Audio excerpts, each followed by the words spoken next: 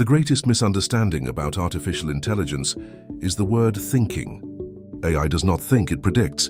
Every response, every sentence, every output is a probability calculation. The next most statistically likely pattern based on prior data. There is no internal narrative, no memory of childhood, no personal ambition, no fear of death, just pattern completion. When AI answers a question, it is not reflecting. It is computing probabilities at extraordinary speed.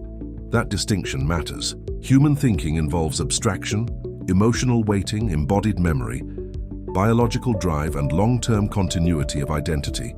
AI has none of that. It simulates reasoning by predicting structured language sequences that resemble reasoning. That simulation is powerful, but it is not cognition. Why does this matter? Because fear arises from misunderstanding. When people imagine AI planning or wanting, they project biological traits onto mathematical systems. The danger is not AI developing intent. The danger is humans misinterpreting its output as authority. Prediction engines are tools. They accelerate analysis. They reduce friction. They improve forecasting. But they require human verification. If AI predicts economic trends, we validate.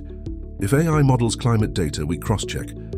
If AI generates strategy, we supervise. Prediction without oversight is not intelligence, it is automation.